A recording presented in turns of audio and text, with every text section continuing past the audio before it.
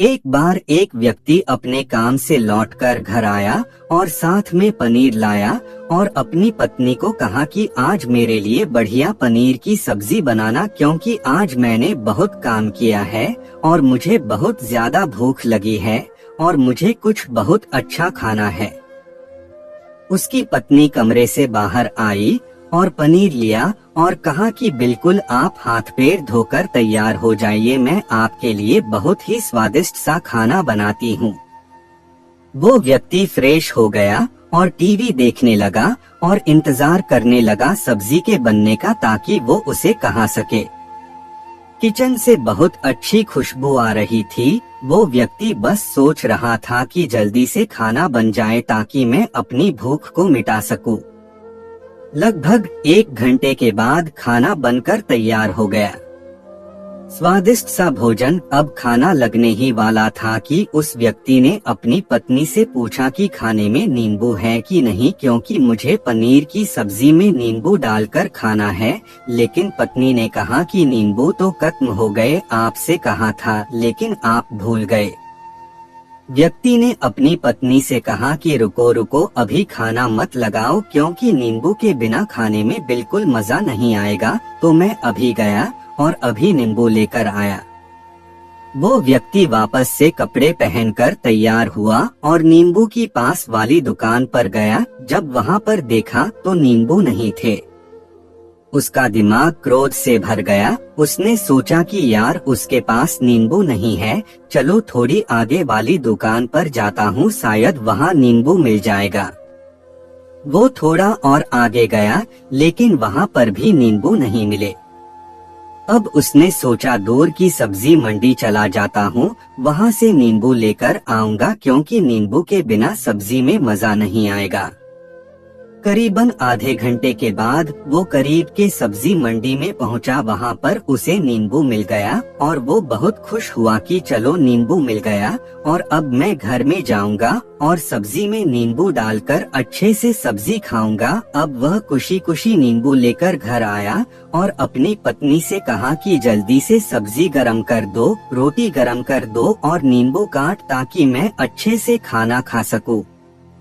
अब थाली लगाई गई, सब्जी परोसी गई और नींबू रखी गई। उसकी पत्नी सामने ही बैठी थी और वो व्यक्ति थोड़ी देर के लिए कुछ सोच में पड़ गया। उसके बाद उसने नींबू की प्लेट उठाई और दरवाजे से बाहर की ओर फेंक दी और जोर जोर से चिल्लाने लगा, मैं जीत गया, मैं जीत गया।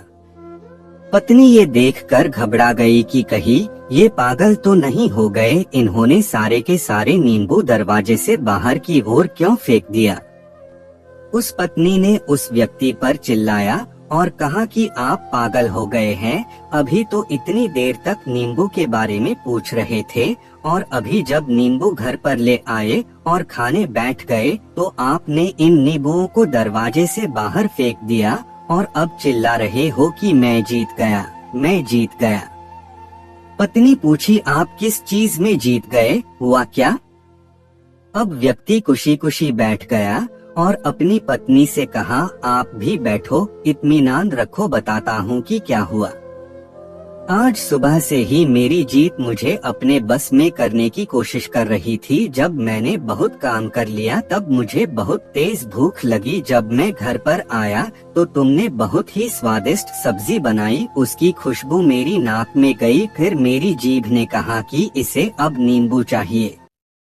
मैं पास वाली दुकान पर गया, लेकिन वहाँ नींबू नहीं मिले। थोड़ी और दूर गया, वहाँ पर भी नहीं मिले। तो मुझे उसने और दूर लेकर गई। मैं उसके वश में आ गया और जैसी ही वह कहती रही वैसा मैं करता गया। अब मैं वैसा ही करता गया जैसा वो मुझसे करवाती गई, लेकिन अंत में मैंने विजय प्राप्त कर ली। मैंने उसे उठाकर बाहर फेंक दिया और कह दिया कि तुम्हारा मुझ पर कंट्रोल नहीं है, बल्कि मेरा तुम पर कंट्रोल है और मैं जीत गया। क्या आपको समझ में आया कि कैसे अपने इच्छाओं पर विजय प्राप्त करें? कई बार लोगों को शराब पीने की आदत लग जाती है और उस चक्कर में वो भटकते रहते हैं। यदि एक जगह नहीं मिलती तो दूसरी जगह जाए हैं, दूसरी जगह नहीं मिलती तो तीसरी जगह जाते हैं। और अक्सर युवाओं के साथ ऐसा जरूर होता है कि वो शराब पीने के लिए बैठते हैं, सारी शराब खत्म हो जाती है।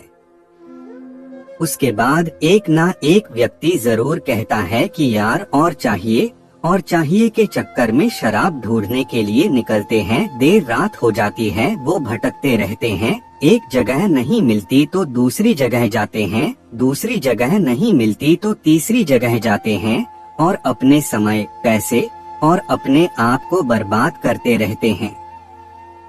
यदि आपने अपनी इंद्रियों पर विजय प्राप्त नहीं किया तो आप भी नींबू की खोज में सिर्फ भटकते ही रहेंगे और हमेशा परेशान रहेंगे। इसीलिए अपनी इंद्रियों पर काबू पाइए और अपनी जीवन को खुशी खुशी बिताइए।